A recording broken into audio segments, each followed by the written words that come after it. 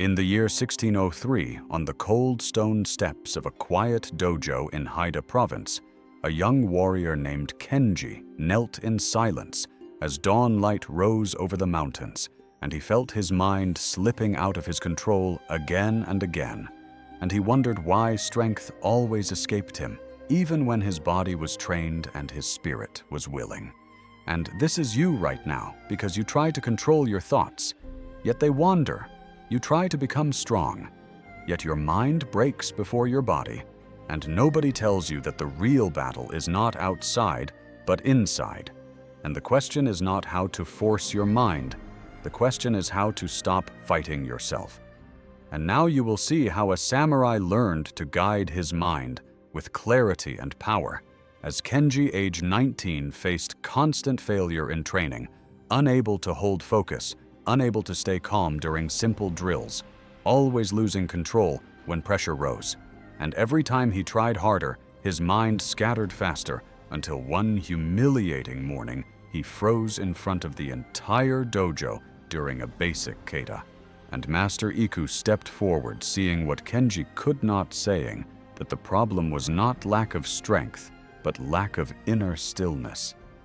And he brought Kenji into the small tea room, where the scent of old wood filled the air, and taught him the ancient path of heijoshin, the ordinary mind that does not shake.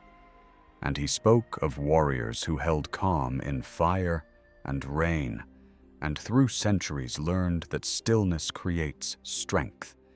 And his voice shifted as if speaking through time, saying that this struggle is not only Kenji's, because across all ages, warriors face the same inner storm, and this wisdom lives wherever a person chooses to train. And each week, a dojo opens its doors, offering steady practice and clear guidance, and a path to build the strength of an unshaken mind.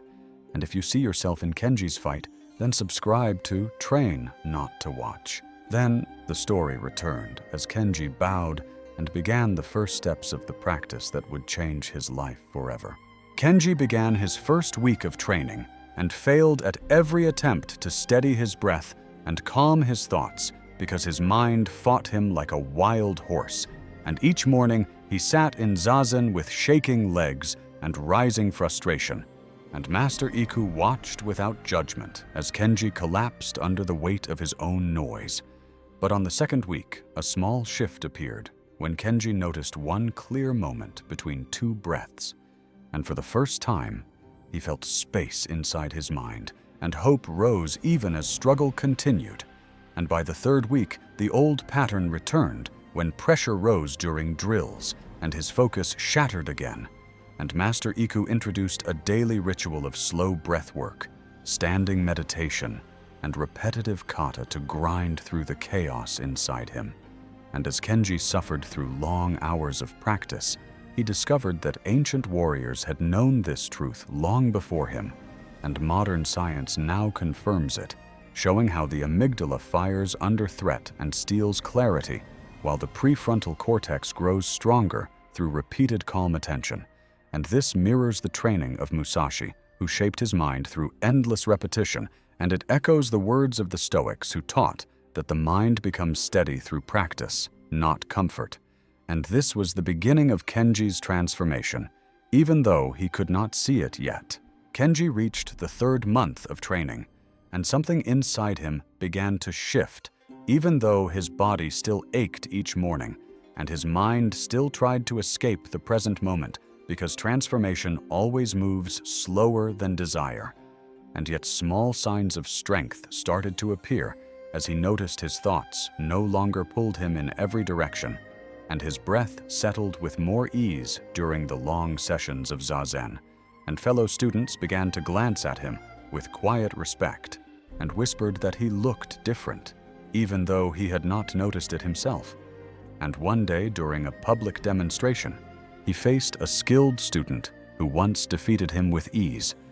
And this time, when the wooden swords touched, Kenji did not tremble or freeze, because he felt a steady calm rising through him, and he moved with clarity, not force, and the crowd saw his focus, and Master Iku nodded for the first time in approval, and Kenji understood that this journey was not about strength of muscle, but strength of mind, and this victory showed him that the principle of heijoshin was becoming a living part of him, and so his training deepened into harder tests and longer nights, and he learned advanced practices such as silent walking meditation and breath counting, under physical strain and drills that pushed him beyond comfort and through all of it.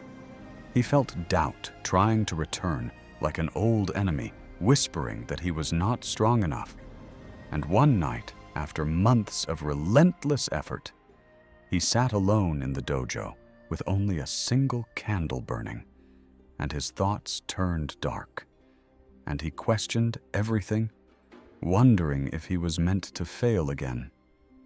And in that quiet moment, he closed his eyes and fell into meditation, and his awareness expanded beyond the small wooden room, and he felt the presence of countless warriors across time who had walked this same path, and he understood that the training was not new, because samurai of old had fought the same storms inside their minds, and seekers from distant lands had battled their own doubts, and today many others still sit in silence, facing the same inner struggle.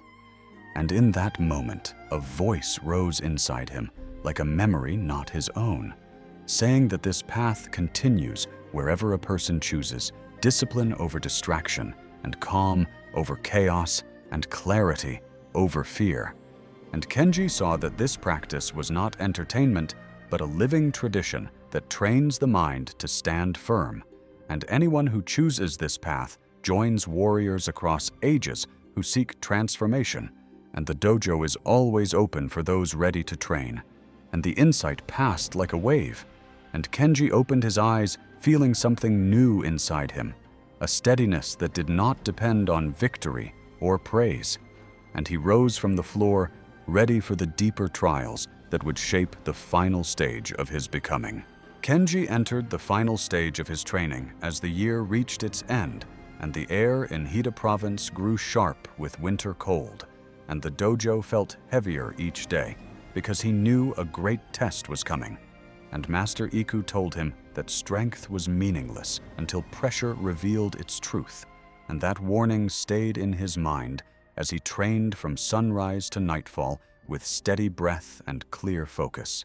And then one morning, a challenge arrived from a wandering ronin known for crushing young warriors, and this ronin demanded a public duel to test the resolve of the dojo, and old fears rose inside Kenji because this was the same pattern that once broke him, but now he walked to the courtyard with calm steps and a steady mind, and when the duel began, the ronin attacked with wild speed and heavy strikes, yet Kenji did not shake because he drew strength from the stillness within, and he moved with clarity, and his bakken met each strike with simple precision.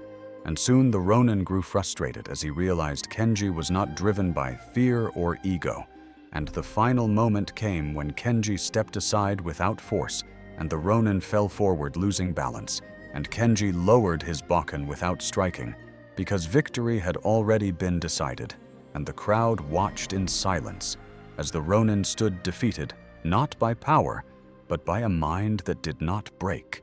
And Master Iku saw that Kenji had embodied the true meaning of heijoshin, and after the duel, he called Kenji into the quiet tea room and spoke of Musashi, who won battles not through rage, but through presence, and of warriors who learned that the real fight is always within.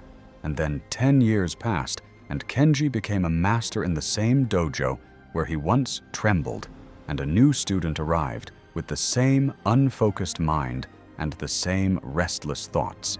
And Kenji looked at him and recognized his old struggle, and he began the ancient teaching, once more telling him that strength begins when the mind stops running and grows still. And as he guided the student, his voice carried far beyond the dojo, saying that this path never ends, and that throughout history warriors have walked it, and today many others stand at the beginning of the same journey. And this is not history, but living practice. And every week this path offers clarity and discipline and calm and direction.